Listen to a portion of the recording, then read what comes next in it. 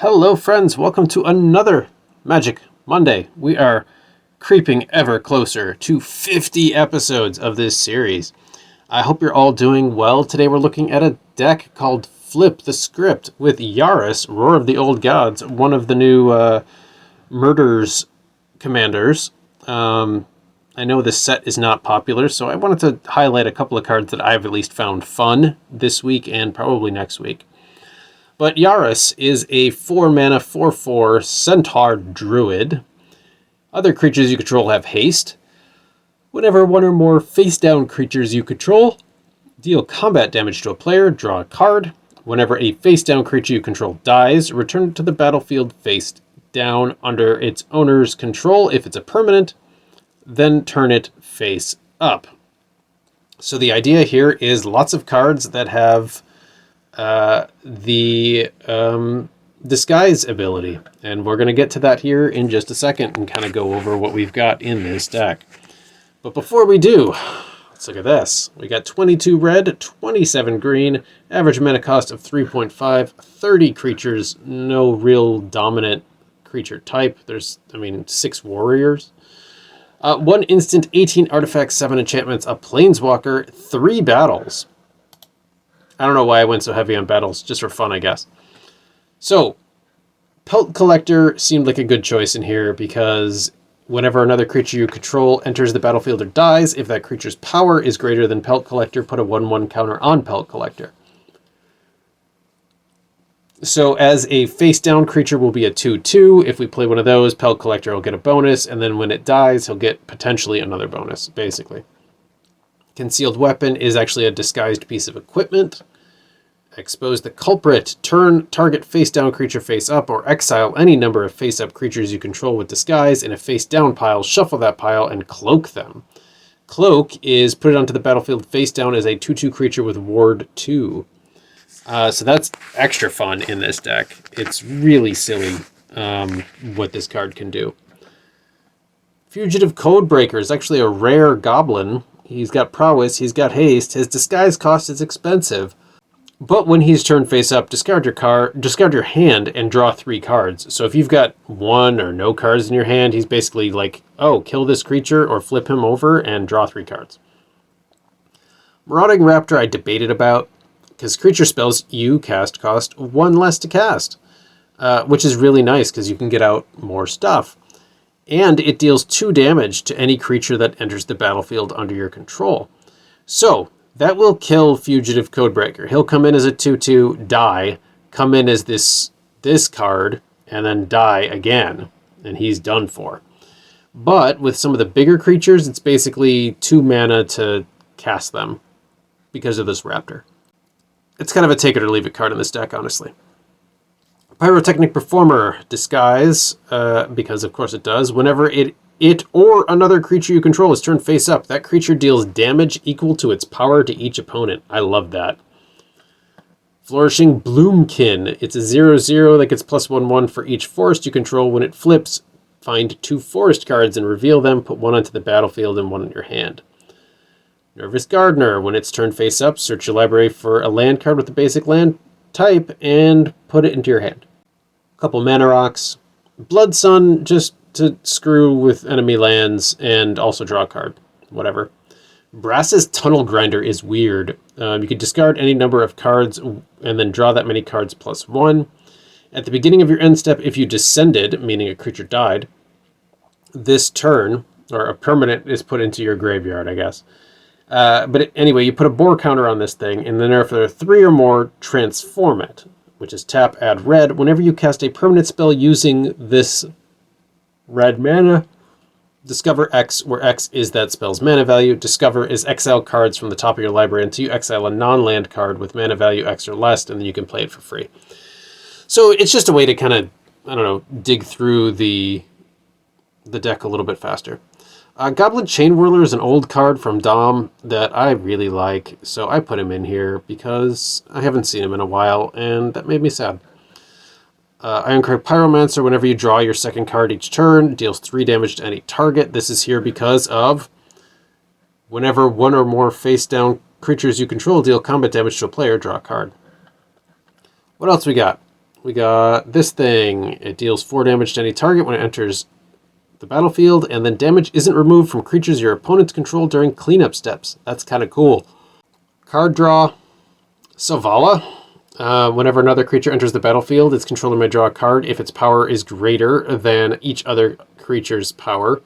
But it's also just as useful to possibly cast multiple face-down creatures by using its mana ability. Tribute to the World Tree to get 1/1 counters on stuff or draw a card. Grumgully. This actually does work with face-down creatures. They will get an additional 1/1 counter on it, I believe. I say that. Let me find one of these. Come on. This one here. So you cast it face down as a creature, and I thought it actually said what it goes as. It's like one of the mob or something. I don't remember the wording that they use. But I believe it gets a 1/1 counter on it, and then it'll get a 1/1 counter again when it gets flipped. Samut. 3 mana for a 2/3 Vigilant First Strike. Haste. Sorry about the yawn. Whenever a creature you control deals combat damage to a player, if that creature entered the battlefield this turn, draw a card. Well, this is nice because other creatures you control have haste based on our commander. We got a bunch of mana rocks. We've got 3 different swords. I just like the swords, so I put them in. Whatever. You can customize this. First of our battles, it deals 3 damage to each creature in each planeswalker. If I've got multiple face-down creatures, it will kill them all, and then they all come back flipped. Pretty cool. Mad Ratter. Whenever you draw your second card, create 2 black rat tokens. It's kind of fun just to have some blockers. Whenever another creature enters the battlefield under your control, it gets +2/0 and gains haste until end of turn with the Ogre Battle Driver. I like that. This one, when it's turned face up, put a 1/1 counter on each creature you control. Creatures you control gain trample until end of turn. Pretty cool. Guardian Project gets to draw all sorts of cards with this. I put Mythweaver Pock in here. I don't like decks that have this as a commander. It's much like my dislike for Heliod decks because it's just broken. It adds so much mana, and already it's in mono green if this is your commander, and it's stupid broken. But in a deck like this, I figured as one of the 99, it's not so bad. Whenever a creature enters the battlefield under your control, it explores, which is nice because this can happen twice per card if it's a cloaked, disguised creature. Radagast the Brown from the Lord of the Rings set. When he or another non-token creature enters the battlefield under your control, look at the top X cards of your library where X is that creature's mana value. You may reveal a creature card that doesn't share a creature type with a creature you control and put it into your hand. This is really nice because, as I showed, there's no real predominant tribe in this deck, so this really helps you find creatures quickly to get into play. Bearer of Secrets, the Squirrel Guy. Whenever a creature you control deals combat damage to a player, draw a card. So it's a lot of card draw in here. This one, tap, add red-green. Spend this mana only to cast face-down spells or turn them face up. Just a mana lizard, basically. 1 ring for more card draw power. Another mana rock with Key to the Archive. Another just generic flip card. Terror of the Peaks is super broken in here because, well, I mean, obviously, Terror of the Peaks is super broken. But whenever another creature enters the battlefield under your control, it deals damage equal to that creature's power to any target.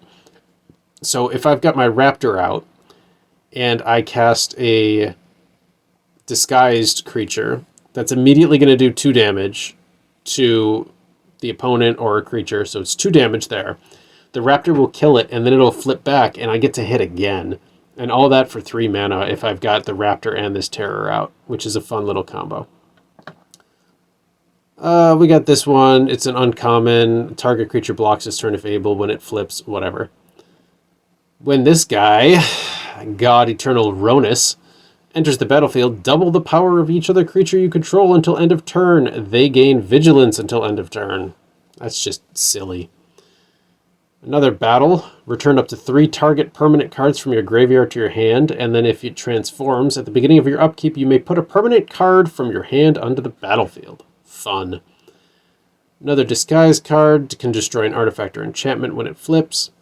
Renin 7 helps us find some lands, helps us make some tree folks, and its ultimate of helps us return all permanent cards from your graveyard to your hand, and you have no maximum hand size.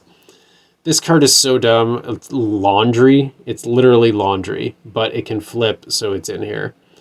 Clan Basher, Double Strike, Trample, flips, cool.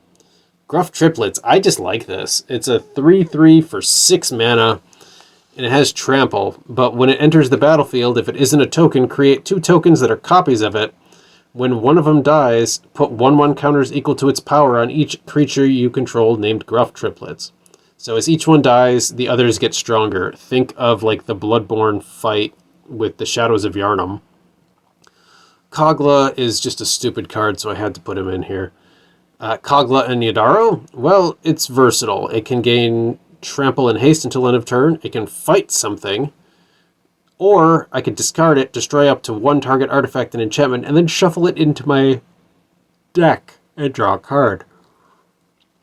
Another flippy card, and I like the art. Whatever. It's 7 mana for a 6/7 with reach, or potentially 2 mana if I have the Marauding Raptor out, and then it's a 6/7 with reach for 2 mana, and I like that. Great Henge, whenever a non-token creature enters the battlefield under your control, put a 1/1 counter on it and draw a card. Jadelight Spelunker lets us explore a bunch of times, potentially find some lands, or just make it really big. Spiteful Banditry deals X damage to each creature. Usually going to choose 2 with this one. Whenever 1 or more creatures your opponents control die, create a treasure token only once per turn. And finally, Invasion of Ikoria, the final battle in this deck.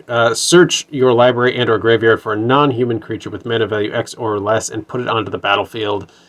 There's a lot of card draw in here, so you end up with a lot of mana. And then if you are lucky enough to get this guy to flip over, he becomes a legendary dinosaur with an 8/8 reach. Each non-human creature you control, you may have that creature assign its combat damage as though it weren't blocked. So basically game over. And then a bunch of lands. Reliquary Tower, because I draw a lot. This thing, even this land has a flip ability. So when it flips, add 2 mana of any one color. And then just the normal assortment of red and green lands, pretty much. Commercial District I put in here because it's a new one and you can surveil, whatever. But that's the deck. It was a little bit longer of an intro than I like, but the reason for it is because it's a set that not a lot of people like, and it's an ability that is fairly new. I mean, I guess it used to be in here as a different name, and now they've rechristened it Disguise, whatever. But I want to at least showcase that while this set is getting a lot of hate, there are some cool things you can do with it. So, all that being said, if you like this video, please like this video, comment, subscribe to the channel, check out my other stuff, and as always, be kind to yourselves and be kind to each other. Now, let's get to some games.